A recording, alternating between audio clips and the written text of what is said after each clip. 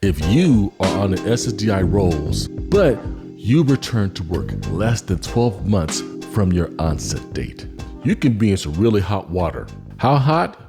This is how hot it can get. There are cases of people who were allowed or approved for SSDI benefits, and then at some point early on the rolls, they felt confident enough to try to go back to work, even with their disabling impairment.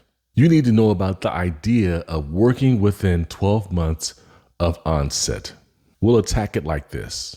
Let's say you've already had your initial decision that was an allowance, and that date of your allowance or approval was December 1st, 2023. Just as an example. Let me stop you right there. That's not the date you should be concerned about. The date you should be concerned about is not the date of the decision, but it is your onset date, which is the date the DDS determined you first met their definition of disability. That is, if your case has already reached a decision. Now let's say your established date for that same case is January 17th, 2023, which was about 12 months before the decision. And let's say you return to work on January 16th, 2024, one day before the 1-year anniversary of DDS's established onset date. Guess what just happened there? You returned to work less than 12 months from your onset date. Sure, it's only a day before the 12 months is up. So what? SSA doesn't care. They go by what is called the exact year. Let me put it like this. So if you start working the next day, which is January 17th, 2024, which would be the 1-year anniversary of your onset date, you didn't work within 1 year of onset. But more on this later.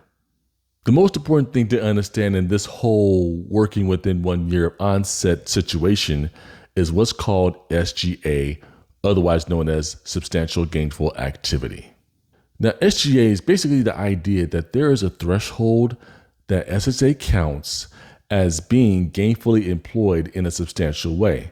So for the year 2024, that figure is $1,550 gross earnings per month. So if you earn above $1,550 in a month, that counts as an SGA month. Let's say you did not go over the SGA threshold. I got some questions for you, and we're going to look at each question separately. Here are the 3 questions. Did you go over SGA after the decision on your SSDI claim? Did you go over SGA after your 5-month waiting period? And are you still continuing to work over SGA? Let's use the same example we've been using where you have a case where the onset date was January 17th, 2023, and the decision happened 12 months later on December 1st, 2023. If you work over SGA after your decision on December 1st, 2023, we go to the next question, number 2. If it didn't, I'll tell you in a couple minutes. Now, if you work SGA after December 1st, 2023, and it is after the 5-month waiting period, in this case, 5 full months after January 17th, 2023, which would put it around February, March, April, May, June, July 2023, nothing changes. But something else will happen that I'll talk about later on in this video. And you're going to want to stick around for this. If your work was after the decision, but within the 5-month waiting period, I'll tell you in a couple minutes. If you work over SGA after your decision date of 12/1/23, and that work over SGA happens after your 5-month waiting period, and you continue to work over SGA, SSA needs to find out 3 things. If your onset date can be pushed back earlier than January 17th, 2023, if that work counts as an unsuccessful work attempt or UWA, and if your case meets the criteria for a reopening. If SSA cannot give you an earlier onset date than January 17, 2023, but your work counts as a UWA, nothing changes, but wait until later in this video. If SSA cannot give you an earlier onset than January 17, 2023, and your work doesn't count as a UWA, and it meets the criteria for you to have your case reopened to deny you continuing SSDI benefits, then Social Security will reopen the case as a work CDR, meaning SSA looks at your earnings, not your disability, and they will deny you. Is any of this confusing yet? Good, but here's the bottom line. If you want to return to work while you're on SSDI's rolls, remember your onset. Your onset. Your onset.